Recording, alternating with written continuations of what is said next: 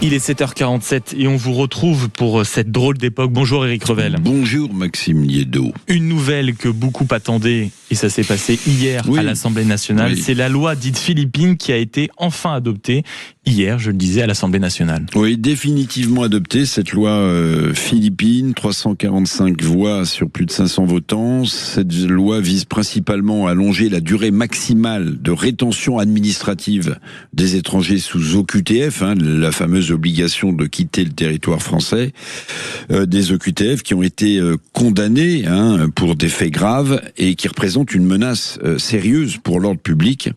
Donc, allongement de la durée en CRA, en centre de rétention administrative, qui passe de 90 à 210 jours.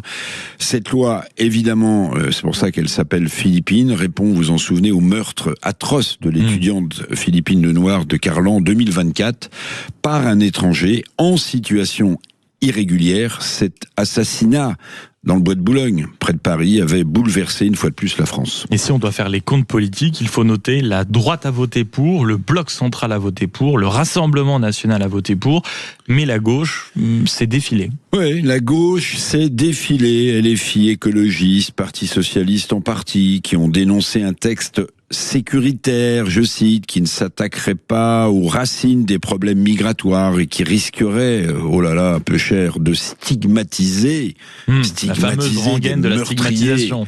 Certains y voient une instrumentalisation du drame de Philippines sans solution globale. Voilà pourquoi la gauche n'aurait pas voté, ni l'extrême gauche.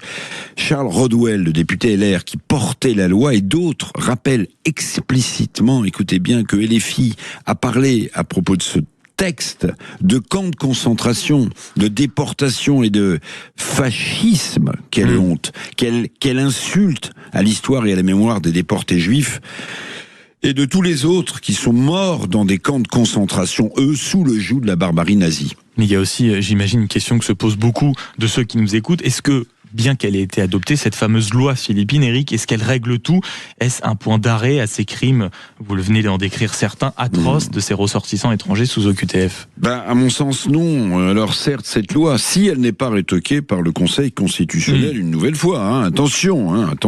Les rédacteurs de la loi assurent qu'ils ont tout fait pour l'éviter. Oui, mais le Conseil constitutionnel, vous savez, cette loi, oui, vous avez raison, elle est imparfaite, parce que dans le cas de l'assassinat de Philippine, le prolongement en détention de son meurtrier marocain sous OQTF lui aurait probablement sauvé la vie, puisqu'à quelques jours près, son assassin aurait été expulsé vers son pays d'origine, donc le Maroc. Mais la question qu'on peut se poser objectivement, au-delà des 210 jours donc de rétention en centre administratif que permet cette loi Philippine maintenant, ça n'exclut pas une récidive une fois l'étranger sous OQTF qui se retrouve dans la nature, 210 jours après son entrée dans les fameux centres de rétention.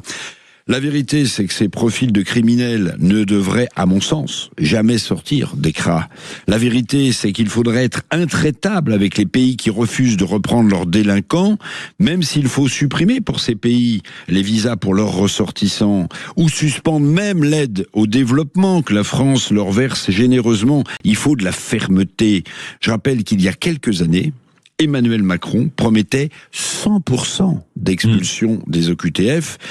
Il naît aujourd'hui ce taux, monsieur le président de la République, entre 10 à 15%. Vous voyez qu'on est très loin du compte. La France et ses dirigeants doivent maintenant, à mon sens, c'est mon point de vue, taper du poing sur la table et faire preuve d'une grande fermeté. Imagine-t-on un journaliste américain en détention illégale en Algérie?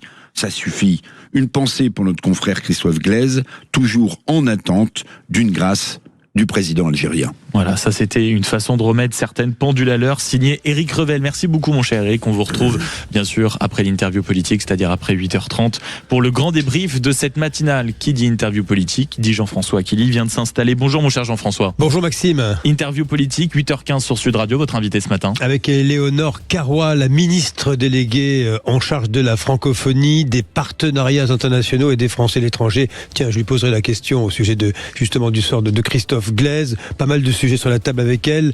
Trump à Versailles, l'aide au Liban, l'épidémie également d'Ebola en RDC, et puis les propos d'Ousmane Sonko, qui ont choqué le président de l'Assemblée nationale sénégalaise. Nous y reviendrons avec Eleanor Carrois. Ce sera donc à 8h15 sur Sud Radio dans un instant, alors qu'il est 7h53. Il arrive dans ce studio en pleine forme. C'est Régis Maillot. À tout de suite.